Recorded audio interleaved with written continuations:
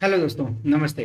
आइए बात करते हैं पीएचडी थीसिस में क्या क्या चीज़ें होती हैं, उनको कैसे बनाया जाता है, उन चैप्टर्स को कैसे बनाया जा सकता है और उसकी शुरुआत कैसे की जाती है। मतलब जब आप पूरी तरह से मन बना चुके हैं कि पीएचडी करना है, तो कैसे शुरुआत की जाए, कहाँ से शुरू किया जाए। मतलब एक बहुत बड़ा ऊन का उलझा हुआ गुत्था है आपके सामने, और कौन सा सिरा उससे उठाएंगे और कौन से सिरे को उठा करके गोला बनाना शुरू करेंगे। बहुत बड़ा कन्फ्यूज़न है। उस कन्फ्यूज़न को बहुत आसानी से दूर करते हैं। मैं बहुत आसान तरीके से आपको बताऊंगा कि शुरुआत कैसे करनी है जब आप रिसर्च शुरू करेंगे, और फाइनली आपकी थीसिस जब शेप लेगी वो कैसी होगी। तो अंत तक सुनिएगा। कुछ टिप्स भी हैं, कुछ काम की चीज़ें भी हैं, और आपको, मुझे लगता है कि अच्छा लगेगा। कमेंट कीजिएगा, बताइएगा कि ये आपको कैसा लगा। ठीक है। सो आइए स्लाइड पे चलते हैं। जो हमारा पर्पस है वो ये है आज का, कि पीएचडी रिसर्च थीसिस को कैसे बनाया जाता है, उसकी शुरुआत कैसे होती है। तो जो सबसे इम्पोर्टेंट बात दोस्त, वो ये है कि ये आपकी जो थीसिस है, जब आपके नाम के आगे डॉक्टर लग जाएगा, आपकी थीसिस यूनिवर्सिटी में सबमिट हो जाएगी, तो आप ये मान के चलिएगा कि ये एक पब्लिक डॉक्यूमेंट है। आप लोगों के लिए ये पब्लिक डोमेन में जीवन पर्यंत रहेगा। और कभी भी जब आप कभी जीवन में बहुत बड़े इंसान बन जाएंगे, तो हो सकता है कि कुछ लोग, कुछ मीडिया वाले लोग आपकी थीसिस को वापस से यूनिवर्सिटी से निकालें और आपकी इसकी स्क्रूटनी करने लगे, जो कि एग्जैक्टली हुआ था। राइट, ये ऐसा हुआ है। मैं इसलिए आपको बता रहा हूँ। अभी फिलहाल में ही जो अमेरिका के प्रेसिडेंट बने जो बाइडेन, उनकी वाइफ जो फर्स्ट लेडी है अमेरिका की, डॉक्टर जिल बाइडेन, 2007 में उन्होंने पीएचडी की थी। और अ, जब वो फर्स्ट लेडी बनने लगी, तो उनकी पीएचडी को निकाल के उसकी स्क्रूटनी की जाने लगी कि इसमें ये सही है, इसमें ये गलत है, इसमें दुनिया भर की चीज़ें हैं। एक नौबत तो यहाँ तक आ गई कि डॉक्टर जिल बाइडन अपना पीएचडी का जो टैग है, जो टाइटल है डॉक्टर का, उसको भी गिव अप करने के लिए तैयार। हालांकि मसला रुक गया, संभल गया, उसके बहुत पॉलिटिकल आउटफ्लॉ थे, पर उसको संभाल लिया गया। लेकिन आप समझिए कि आपने आज कोई बीज बोया है, और कब उसके बारे में कितना बड़ा दरख्त बन जाए, वो कितना बड़ा लोगों के लिए नुक्स बन जाए, वहां तक नौबत जाती है। इसलिए इस डॉक्यूमेंट को बहुत अच्छे से बनाना, बहुत मन से, बहुत तन्मयता से इसको बनाना आप सब लोग की, हमारी भी जिम्मेदारी होती है। So for the same reason I am saying that please pay attention to the video. हम जो आज बात कर रहे हैं इसको अटेंटिवली सुनिए, और बहुत मजा आए। बहुत बहुत साधारण बातों इस तरीके से मैं आपको समझाऊंगा। ठीक है, आगे चलते हैं। फर्स्ट थिंग फर्स्ट, जो सबसे पहली चीज़ है वो ये है कि दो स्थितियां बनेंगी आपके पास में दोस्तों। एक स्थिति तो ये रहेगी कि आप शायद आरडीसी कर चुके हैं, और सिनॉप्सिस, आपका जो प्रपोजल है वो जमा हो चुका है, आपको सुपरवाइजर अलॉट हो चुके हैं। अब आप नौकरी करते हैं या और व्यस्तताएं हैं, आपके सुपरवाइजर से बहुत अच्छे कॉन्टेक्ट्स नहीं हो पाते हैं बहुत गहराई से, और अब आपको सीधे थीसिस लिखने का काम शुरू करना है। क्योंकि अगर आपके पास सुपरवाइजर से अगर आप अच्छी तरह से कांटेक्ट में है, तो ये वीडियो देखना या इसकी आपको जरूरत नहीं पड़ेगी, क्योंकि वो बहुत अच्छे से बताते हैं। ना बता रहे हो या आपकी संपर्क ना हो पा रहे हो, तब जा करके ये वीडियो आपके लिए बहुत ज़्यादा उपयोगी हो जाती है। तो एक सिचुएशन है कि आपकी आरडीसी हो चुकी है। आरडीसी या डीआरसी, अलग अलग तरीके से नाम लोग बोलते हैं, कि मतलब आपका पैनल इंटरव्यू हो चुका है, आपका प्रपोजल सबमिट हो चुका है, आपका टाइटल एक्सेप्ट कर दिया है। अब उसके आगे आपको काम करना है। दूसरी सिचुएशन ये बन सकती है कि आपके पास अभी डीआरसी नहीं हुआ है, और अब आप प्रपोजल बनाना चाहते हैं, लेकिन प्रपोजल बनाने से पहले भी आप समझना चाहते हैं कि ये पूरा जो प्रोसेस होगी वो क्या होगी, उसमें आप सब लोगों को क्या क्या करना होगा। तो उन दोनों कंडीशंस के हिसाब से इसको समझते हैं। तो कंडीशन नंबर वन जो यहाँ पे है कि आपको, अगर आपका डीआरसी हो चुका है, आपका प्रपोजल सबमिट हो चुका है, तो आपको लिटरेचर रिव्यू, जो कि सेकंड चैप्टर, अमूमन सेकंड चैप्टर होता है आपके थीसिस का, वहाँ से शुरुआत करनी है। और अगर ये नहीं हुआ है, तो हमको थोड़ा और थ्योरेटिकल फ्रेमवर्क से, यानी कि यहाँ से start with defining the research problem को बनाना शुरू करना। दोनों ही स्थिति में आगे चल के आपको जो सबसे बड़ा काम करना है वो लिटरेचर रिव्यू है। लोग कहते हैं बहुत बोरियत का काम है, लोग कहते हैं कि इसके पीएचडी में क्या जरूरत है। और ऑनेस्टली फ्रेंड, अगर आपके इस पूरी थीसिस से लिटरेचर रिव्यू हटा दिया जाए, तो कुछ ऐसा हो जाएगा कि आप सेकंड क्लास में ट्वेल्थ क्लास का एग्जाम देने की कोशिश करें, तो बहुत बहुत मुश्किल हो जाएगी। तो इसलिए लिटरेचर रिव्यू बहुत बहुत काम का हिस्सा है। एक एक करके समझते हैं। अब पहले अगर हम ये मान लें कि हमें थ्योरेटिकल एस्पेक्ट्स में आना है, तो थ्योरेटिकल एस्पेक्ट्स को समझते हैं। क्या होती है थ्योरेटिकल एस्पेक्ट्स, राइट? तो आ, आपको क्या करना है कि अपने दिमाग पर, अपने दिल पर भरोसा रखना। बहुत सारे लोग आपको अलग अलग चीज़ें बताएंगे, पीएचडी इतनी बड़ी चीज़ है, पीएचडी बहुत बड़ी चीज़ है बड़ी चीज़, लेकिन वो इंसान ही करता है, और इंसान के साथ ही मतलब इंसान की ही आइडेंटिटी है, उसको कोई ईश्वर या कोई और पराजीवी या कोई एलियन नहीं करता। हमारे लिए बनी है बहुत बड़ी चीज़, पर इंसानों ने बनानी है, और इंसानों से ही बनती है, और आप और मैं इंसान है तो हमसे ही बनी है। इसलिए अपने आप पे भरोसा करना है, अपनी इमेजिनेशन पर, अपने इंट्यूशंस पे भरोसा। जो सबसे पहला काम है वो ये है कि हमें अपना इंट्यूशन पर विश्वास करना है, अपनी इमेजिनेशन पर प्लान करना है।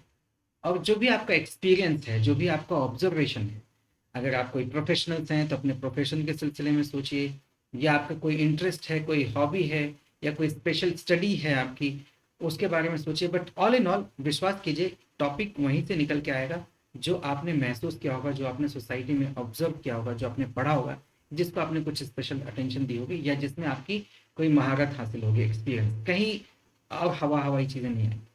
तो अपने उस इंट्यूशंस पे भरोसा कीजिए, और उस इंट्यूशंस में जितनी भी इच्छाएं हैं आपकी, आप मार्क डाउन कर लीजिए कि इन चीज़ों में मुझे पीएचडी करने की इच्छा है। फिर उसका एक रफ ड्राफ्ट बनाइए। ये रफ ड्राफ्ट बहुत बड़ा बनेगा, इसमें बहुत सारी अनवांटेड चीज़ें होंगी, बहुत एम्बिगिटी होगी, सारी चीज़ें होंगी, पर अल्टीमेटली ये आपके बहुत काम आने वाली है। उस एम्बिगिटी को ले जा करके जब आप पब्लिक डोमेन में जाएंगे, अपने दोस्तों के बीच में, अपने पेरेंट्स में, अपने स्पाउस से, इनफैक्ट अपने बच्चों से, जब आप अपने पब्लिक डोमेन में इसके बारे में डिस्कस करेंगे, तो उस डिस्कशन के दौरान जब आप खुद बोल रहे होंगे, तो कुछ ना कुछ कॉन्सेप्ट्स आपके अंदर क्लियर होंगे, कुछ आपके दोस्त बताएंगे इस कॉन्सेप्ट्स के बारे में, और लबुलुआब ये बनेगा कि आपको कुछ और नई फिल्टर्ड अचीवमेंट्स इसमें मिल जाएंगे। वो जो नया फिल्टर आपको बनाएंगे जब आप वापस से उस ड्राफ्ट को लिखेंगे, second draft, that will be called first draft. पहले रफ ड्राफ्ट आपने बना लिया, उसमें बहुत सारे डिस्कशन की, बहुत सारे लोगों को बताया कि मैं ये करना चाह रहा हूँ, बहुत सारे लोगों ने आपको ज्ञान दिया, कुछ ने निगेटिव बोला, कुछ ने पॉजिटिव बोला, कुछ ने अच्छा बोला, किसने प्रोत्साहित किया, किसी ने हतोत्साहित किया, अलग अलग तरह के लोग हैं, और सबकी जिम्मेदारी आपकी पीएचडी में उन सबका योगदान है, अच्छे लोगों का भी, बुरे लोगों, बुरे जैसे कोई लोग नहीं होते, कभी कभी वो निगेटिव बात करते हैं। तो इसके बाद जो फिल्टर हुआ, that will be your first draft. अब इस फर्स्ट ड्राफ्ट को लेकर के आप जो डिस्कशन करेंगे, वो अब आप अपने डोमेन के लोगों से करेंगे। अभी तक आपने क्या किया, अपनी जनरल पब्लिक से बातें की, अब आप अपने डोमेन स्पेसिफिक आ जाइए। That may be your boss, that may be your supervisor, that can be your colleague who has completed PhD in your domain, आप ही के डोमेन में जिसकी पीएचडी हो गई है, या आपके साथ कोई पीएचडी कर रहा हो, या आपके कुछ और स्टूडेंट्स, मतलब जो उस सब्जेक्ट के आसपास के लोग हैं, उनसे अब आप डिस्कशन करेंगे। तो वो जो डिस्कशन होगा उससे फिर अगेन आपका एक सब्जेक्ट फिल्टर होकर के आएगा।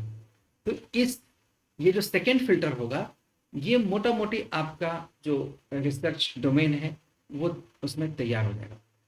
मतलब अब आप ये समझिए कि आपने रेसिपीज इकट्ठा कर ली हैं, और बर्तन इकट्ठे कर लिए हैं, गैस चूल्हा लगा लिया है, सारी चीज़ें सेट हो गई। Now the process of cooking will begin. तो ये यहाँ तक की बात, इसको यहीं पे पार्क कर दीजिए, इस पर अभी ज़्यादा परेशान होते हैं, इससे अभी टॉपिक निकल के नहीं आ गया, इससे अभी रिसर्च ऑब्जेक्टिव निकल के नहीं आ गया, अभी कुछ नहीं निकल के आया। अभी सिर्फ ये हुआ डिस्टिल होकर के ये तय हुआ है कि भाई साहब आज हम ये डिश बनाने वाले हैं।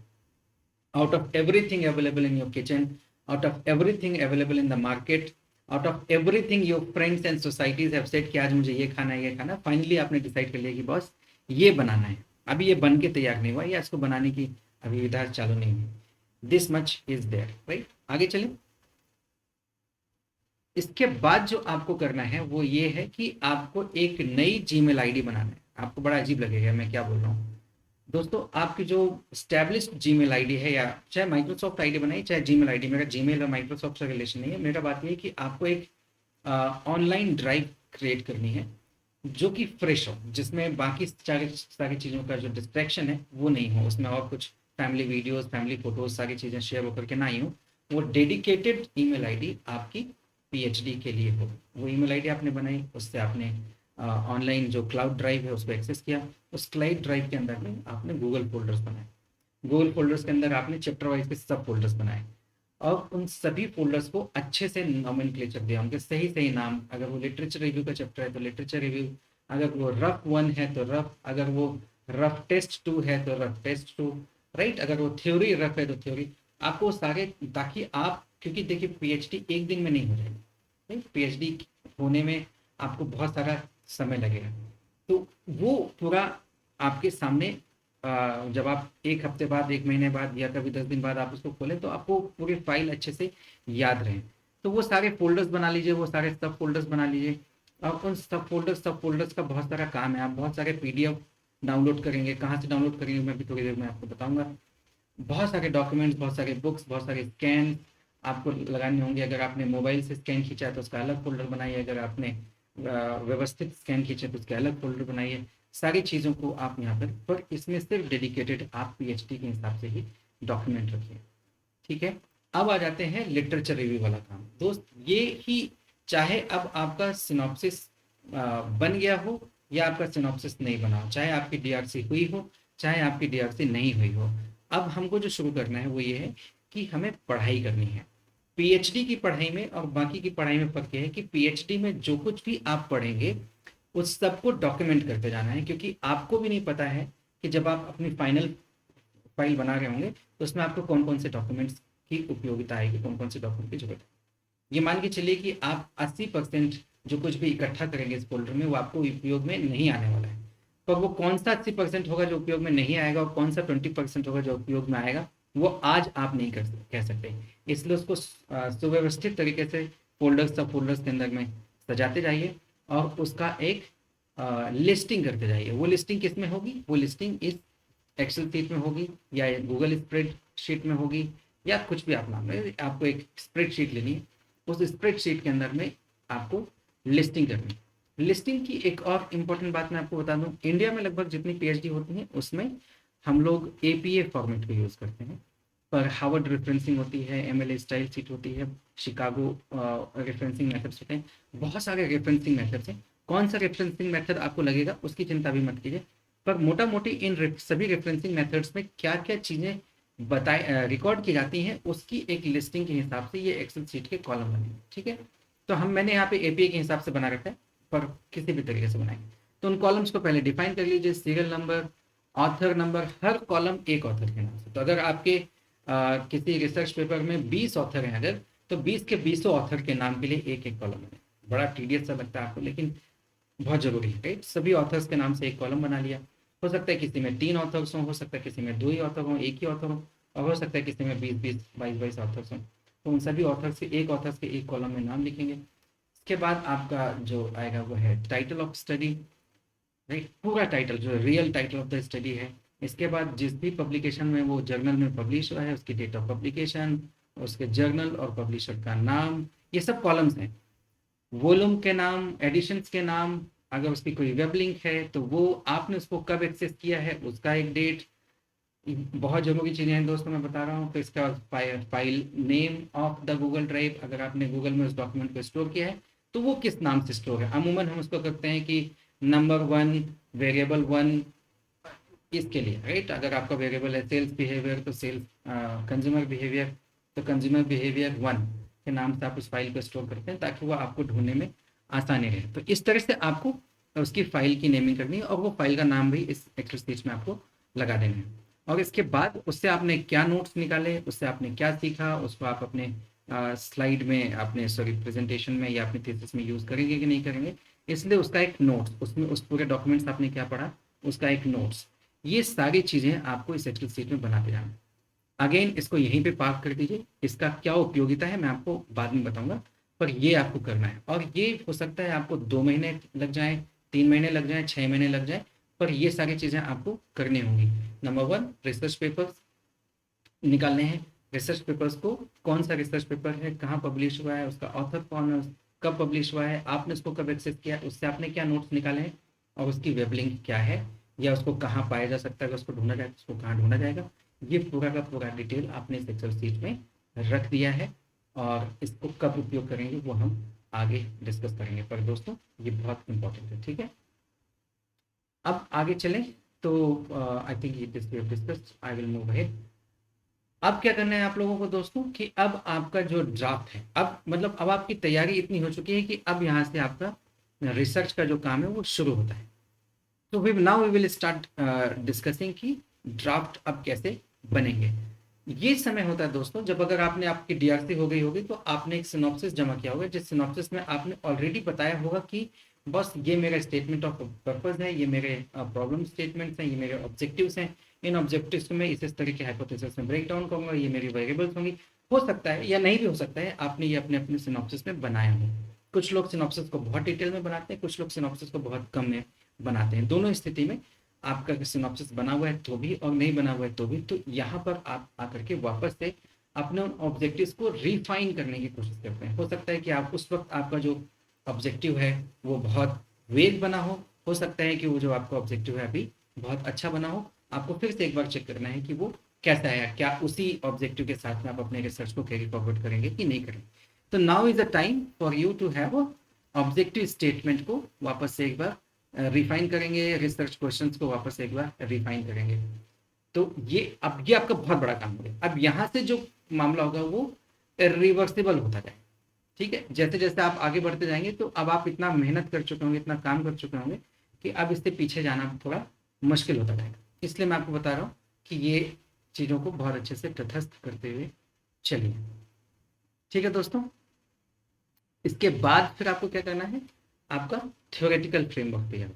थ्योरेटिकल फ्रेमवर्क क्या होता है कि थ्योरेटिकल फ्रेमवर्क में आपको ये समझना है कि आपका जो पूरी जो पीएचडी है, जो मैंने किचन का एग्जांपल लिया था थोड़ी देर पहले, वो जो पूरा किचन है वो आपकी थ्योरी है।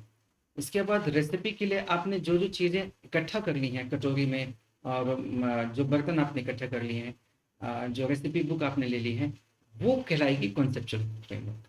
राइट, तो जैसा कि स्क्रीन स्लाइड में आप देख सकते हैं कि पहले थ्योरेटिकल फ्रेमवर्क है, उसके अंदर होता है कंसेप्चुअल फ्रेमवर्क, कंसेप्चुअल फ्रेमवर्क के अंदर होता है हाइपोथेसिस डेवलपमेंट, हाइपोथेसिस डेवलपमेंट के बाद होती है डेटा एनालिसिस, डेटा एनालिसिस से आप निकालते हैं रिजल्ट, और रिजल्ट इज द बुल आई जिसको आपको अल्टीमेटली कैप्चर करना है। ये this is the exact purpose जिसके लिए आपने ये पूरी मेहनत करना शुरू की है। ठीक है, तो कंसेप्चुअल फ्रेमवर्क क्या होता है दोस्तों? कंसेप्चुअल फ्रेमवर्क बेसिकली क्या होता है कि आपने वेरिएबल्स डिफाइन कर लिए हैं, उन वेरिएबल्स को अब आपको स्टडी करना है। वेरिएबल की स्टडी करने के लिए क्या रिलेशन उन वेरिएबल्स के बीच में है, उसमें से डिपेंडेंट वेरिएबल कौन सा है, इंडिपेंडेंट वेरिएबल्स कौन सा है, मॉडरेटिंग वेरिएबल कौन सी है, मेडिएटिंग वेरिएबल क्या है, कंट्रोल वेरिएबल्स क्या है। जब आप ये सारी चीज़ों को पता लगा लेते हैं, अपना डिफाइन कर लेते हैं, वो कहलाता है conceptual framework. So conceptual framework is a written or a visual representation of the expected relationship between the variables। जितनी भी वेरिएबल्स आपकी थीसिस में है उनके बीच में आपस में रिलेशनशिप क्या होगा, उस रिलेशनशिप को डिफाइन करता है कंसेप्चुअल फ्रेमवर्क। ये स्केल ऑफ वर्क भी होता है आपका और कॉन्टेक्स्ट ऑफ वर्क भी होता है कि अब आपके जो थीसिस है वो अप्लाइड है कि थ्योरेटिकल है कि इंडस्ट्रियल यूज के लिए कि इंस्टीट्यूशनल यूज के लिए है, ये उसका कॉन्टेक्स्ट हो गया आपके रिसर्च का। तो किस कॉन्टेक्स्ट में आप वो रिसर्च कर रहे हैं ये भी कंसेप्चुअल फ्रेमवर्क में डिफाइन हो जाता है। और वो कितना बड़ा होगा, वो किसी किसी छोटे से डिस्ट्रिक्ट लेवल पे होगा, या वो स्टेट लेवल पे होगा, वो कंट्री लेवल पे होगा, वर्ल्ड लेवल पे होगा, वो एक पॉपुलेशन पे होगा या मल्टी एथनिसिटी पॉपुलेशन पे होगा, या अलग अलग जिनोमिक स्ट्रक्चर के लोगों पे होगा, वो उसका स्केल क्या होगा आपके रिसर्च का, ये भी कंसेप्चुअल फ्रेमवर्क में डिफाइन होता है। तो थोड़ा सा मैं यहाँ पर आपको बता दूं, ये आपके दिमाग में जहन में होगा कि भाई ये वेरिएबल्स क्या होते हैं, इसके मैंने अलग से भी वीडियो आपको बनाई है, वो भी आप देख सकते हैं। लेकिन यहाँ पर मैं बता दूं कि इंडिपेंडेंट वेरिएबल का मतलब है कि वो वेरिएबल जो डिपेंडेंट वेरिएबल पर असर डालता हो। मॉडरेटिंग वेरिएबल्स की वो जिसकी मदद से जो डिपेंडेंट वेरिएबल का जो रिजल्ट है वो बदल जाता हो। और मीडिएटिंग वेरिएबल्स वो है वो जिनके मल्टीप्लिकेशन से इंडिपेंडेंट वेरिएबल्स के सिमुलेशन से आपका डिपेंडेंट वेरिएबल बदलता हो। और कंट्रोल वेरिएबल वो होता है जहाँ पर आप दो ग्रुप की टेस्टिंग करते हैं, एक ग्रुप जिसको आपने कंट्रोल किया हुआ है और एक ग्रुप जिसको आपने कंट्रोल नहीं किया हुआ है, ताकि दोनों के बीच में क्या रिलेशनशिप हुआ, क्या फर्क पैदा हुआ। फॉर एग्जांपल आपने एक ग्रुप को दवा खिलाई है, एक ग्रुप को प्लेसिबो खिलाया, दवा जैसी दिखने वाली चीज खिलाई है, और तीसरे वाले ग्रुप को आपने कुछ भी नहीं खिलाया। तो इन तीनों में क्या असर हुआ उस दवा का, या उस माइंड सेट का, उस साइकोलॉजी का क्या हुआ, ये टेस्ट करना है। तो आपको ये तीनों जो है आपके कंट्रोल और अनकंट्रोल्ड वेरिएबल हो गए। राइट, और डिटेल में जानने के लिए वेरिएबल क्या होते हैं वो उसके लिए आपको एडिशनल वीडियो है, मैं उसमें आपको बताऊंगा। बताया हुआ हूँ।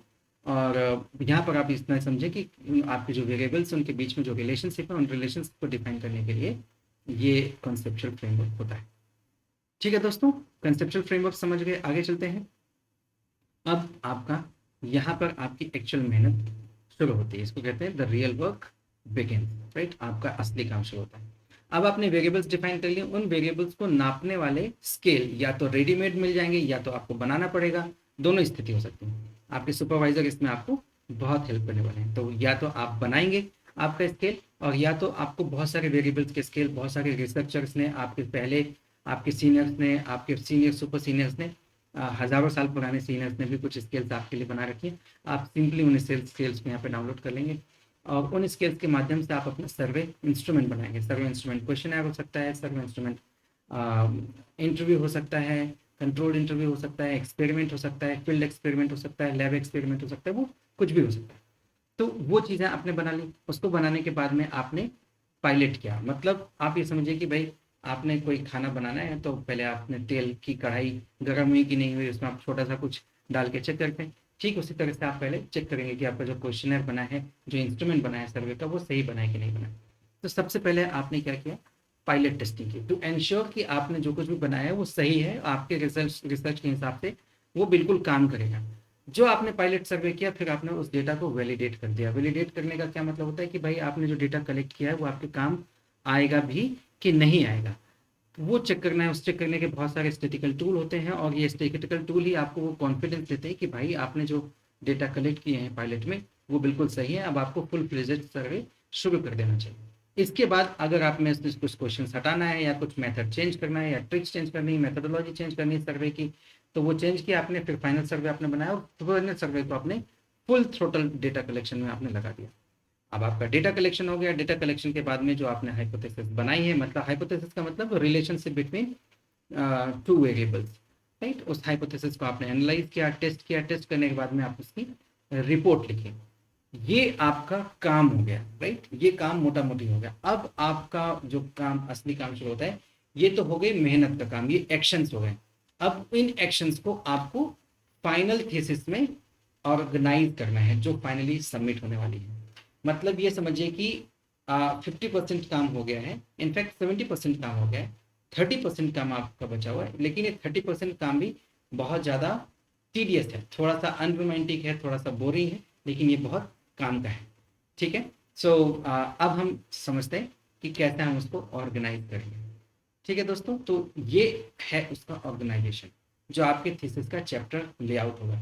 तो पहला तो होगा भाई फॉर्मेलिटीज़ हैं, डेडिकेशन है, अपने गाइड को थैंक यू बोलेंगे, यूनिवर्सिटी को थैंक यू बोलेंगे, यूनिवर्सिटी के रिसोर्सेज यूज़ किए हैं। फिर उसमें सिग्नेचर्स होंगे, रजिस्ट्रार के सिग्नेचर्स होंगे, लाइब्रेरियन के सिग्नेचर्स होंगे, टर्निटिन रिपोर्ट आप लगाएंगे। टर्निटिन रिपोर्ट का मतलब है कि भाई आपने कहीं से प्लेगरिज्म नहीं किया है, कॉपी नहीं किया है।